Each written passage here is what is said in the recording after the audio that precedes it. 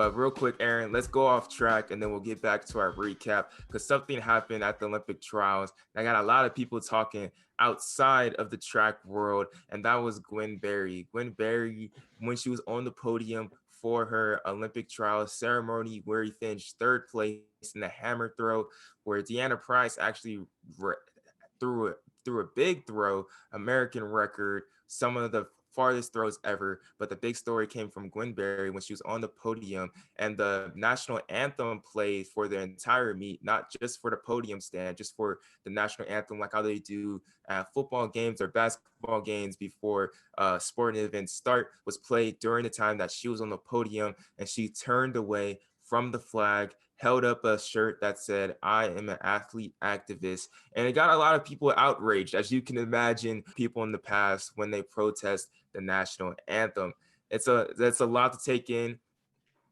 Personally, I don't have all the information on the situation, but just from what has happened and transpired and seeing some comments coming in from every which way, it's still boggling to me that people still call this sentiment anti-American, because I feel like it's the most American thing to do in a way, and to really stand up for what you believe in and to rebel and protest. That's what America's been doing from the get-go, to be honest. Even when we were enslaved, you feel me?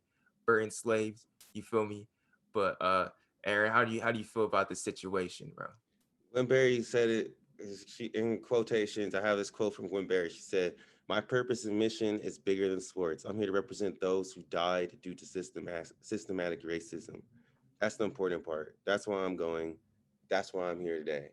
And like while I'm rocking the Tommy Smith and John Carlos right here, you know, she may be representing somebody, you know, in our timeline that was killed, or just like anything that's happened to you, anything that's happened to me.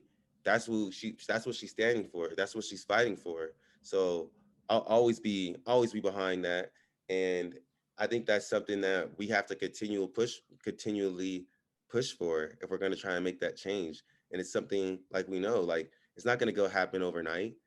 Just because Juneteenth is a holiday now doesn't mean we need to stop Yeah. having these athlete activists. And I'm super thankful. I'm not an activist, you know, but to have an athlete out there that's gonna go and stand up for us, you know, Hmm. and really like push for these changes and stand up against things like Rule 50, that's trying to silence, Black athletes. I just feel really grateful to have Gwen Berry in our corner and everything that she does. So super, super happy. I saw a picture of her and Alison Desir together, two legends, two amazing women. Y'all know Alison Desir, check out that podcast. But I just feel super grateful that we have Gwen Berry, to stand up for us and to speak for us.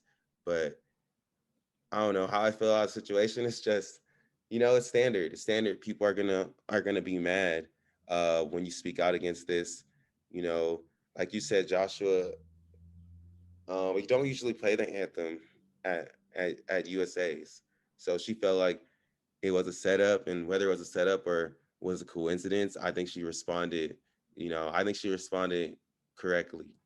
I'm happy how she responded. Yeah, she's definitely she's been consistent with her stance from the very beginning and hasn't wavered. And hey, that's just, you're gonna protest, and do it on the biggest stage brings more attention to your protest. So you gotta have all we have is definitely respect for Gwen Berry and what she is doing in the rink and outside of the rink as well. A great role model, I feel like, for anybody out there. But let's get back on track, finish up this podcast and our recaps real quick, because there was a lot.